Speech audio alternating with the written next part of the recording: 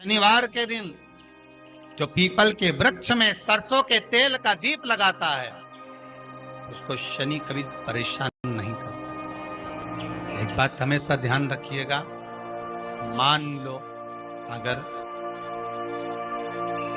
कोई भारी रोग ऐसा शनि महाराज के कारण हो गया हो, अच्छे काम करते करते उल्टे हो रहे हैं, होते हैं किसी किसी के साथ में, विपरीत परिस्थितियां आ जाती है, अच्छा करने जाओ बुरा हो जाता है, अच्छा कर्म करने जाओ बुरा हो जाता है। तो पीपल के वृक्ष की जो छाल होती है, छाल देखिए, पीपल के वृक्ष में जो छाल लगी होती है, उस छाल को घिसकर चंदन बनाकर भगवान शंकर का स्नान कराकर, अभिषेक कराकर, पूजन कराने के बाद में पिपलेश्वर महादेव का नाम लेकर, कौन से महादेव? पिपलेश्वर महादेव का नाम लेकर वो जो घिसी हुई छाल होती है उस छाल का तिलक भगवान शंकर को लगा लो और उसी का थोड़ा सा भाग अपने कंठ पर, मस्तक पर लगाना प्रारंभ कर दो। धीरे धीरे जो विपरीत दशा है वो सुधरना प्रारंभ हो जाती है। पर नाम याद रखना, पिपलेश्वर, जम के बोलिए पिपलेश्वर महादेव।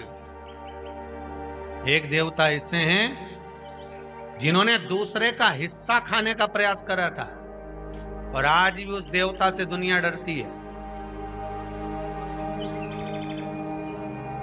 और उन्होंने दूसरे का हिस्सा खाने का प्रयास करा था तो शंकर भगवान ने उसको भी नहीं छोड़ा। कौन से देवता? वो बाल्टी में हर शनिवार को आते हैं आपके यहाँ। कौन से? शनि देव। उन्होंने क्या करा था? भगवान सूर्य नारायण ने अपने सारे पुत्रों को देखा, सारे पुत्रों,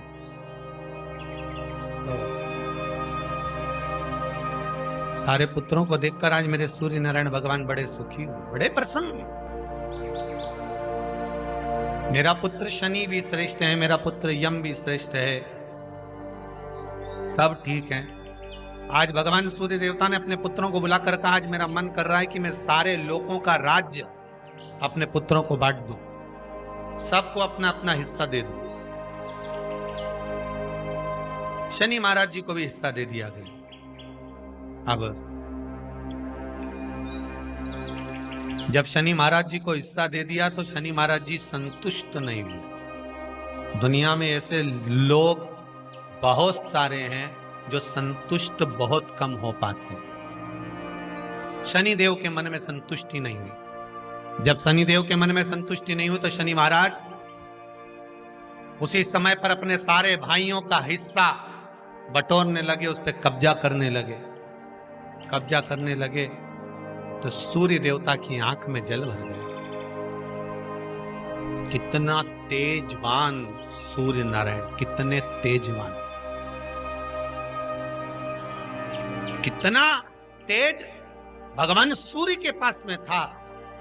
पर शनि महाराज को देखकर आज रो रहे हैं। शनि महाराज को, शनि महाराज ने अपने भाइयों के इस हिस्से पर क्या कर लिया।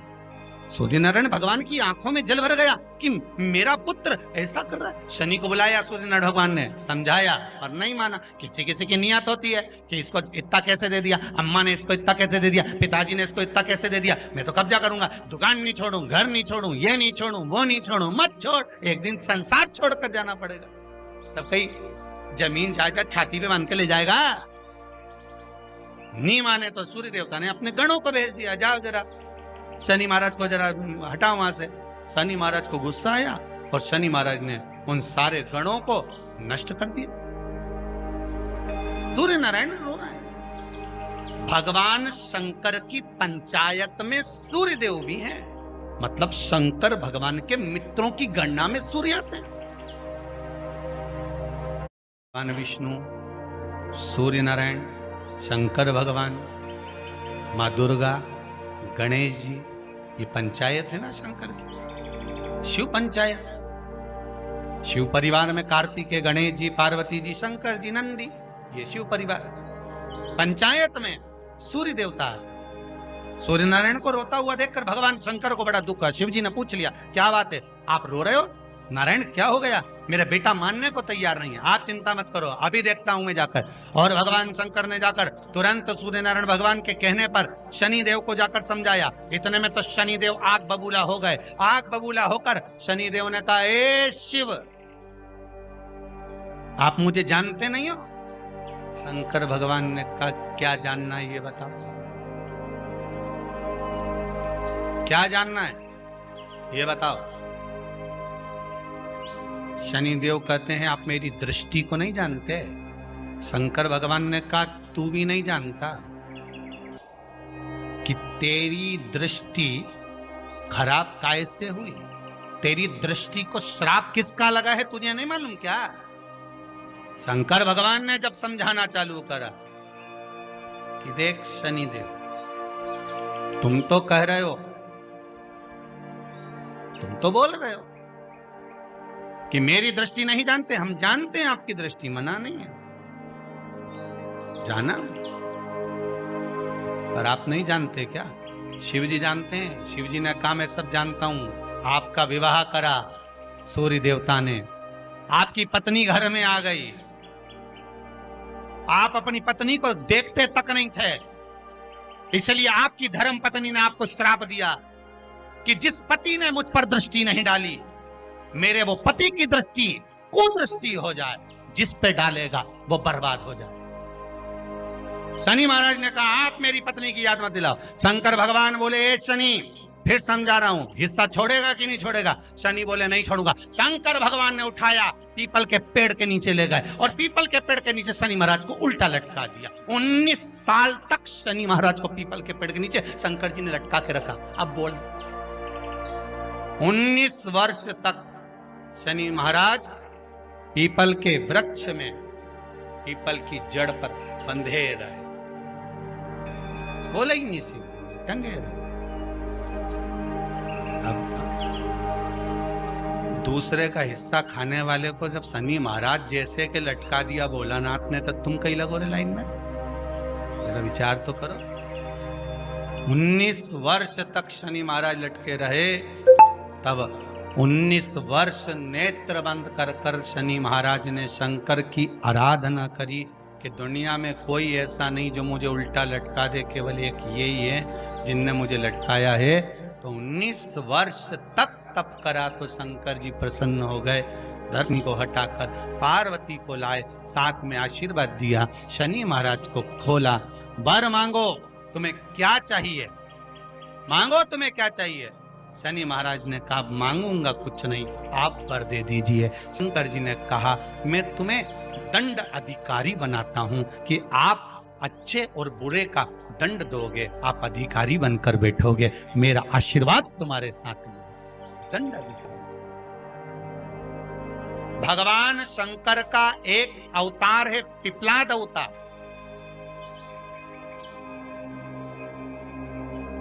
पिपलाद अवतार